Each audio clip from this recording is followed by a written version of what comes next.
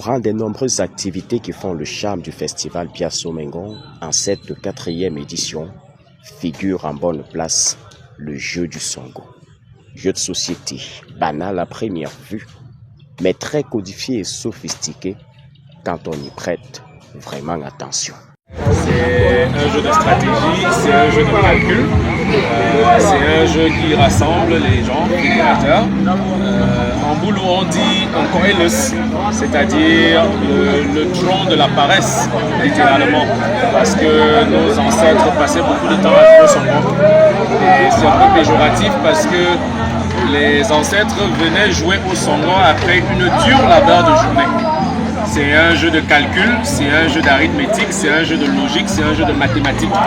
Donc, les peuples de la forêt ont connu ce que vous appelez aujourd'hui l'intelligence artificielle. Car l'intelligence artificielle n'est que des composantes logiques organisées, intégrées dans des circuits de silicone sur la base de définitions et de décisions logiques. Dans le Songo, il faut anticiper le jeu de l'adversaire autant qu'on planifie sa propre stratégie. C'est un peu comme une bataille navale.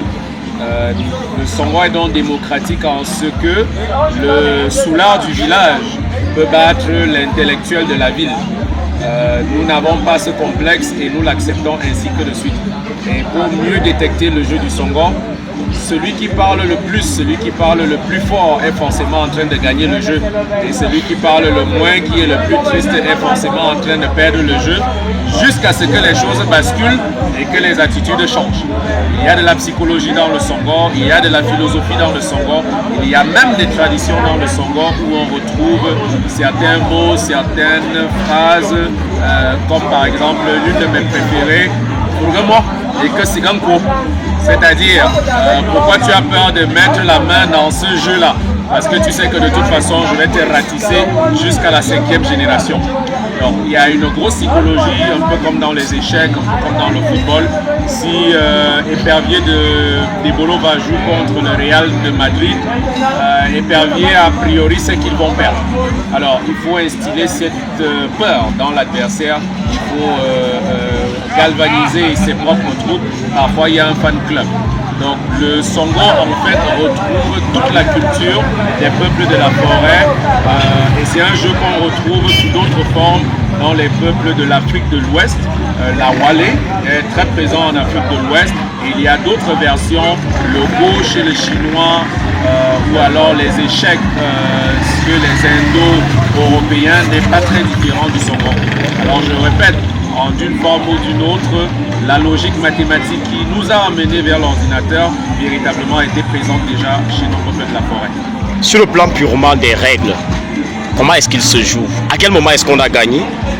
On gagne à 40 points, 35 cases divisées en 7 et plus une case de l'adversaire. Donc quand on a réussi à remplir nos cases et à remplir une case de l'adversaire, on a gagné. Généralement on fait un tirage au sort ou alors on laisse l'adversaire commencer le jeu et puis maintenant il y a différentes sorties.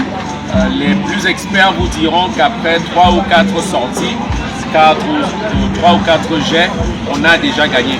C'est vraiment le higher level, c'est la Champions League. Pour les plus basiques, il faut attendre un peu plus, mais parfois on ne sait jamais, il peut y avoir des erreurs. Alors j'ai introduit des règles tout un peu différentes pour la session d'aujourd'hui en recommandant que chaque joueur boive 2 bières car l'homme boulou n'a pas peur de l'alcool et pardonnez l'expression. Alors c'est quand on a un peu bu qu'on se libère et que la nature profonde apparaît. Alors on joue un jeu instinctif basé sur nos qualités au lieu de tout simplement répéter des sorties qu'on a mémorisées au préalable.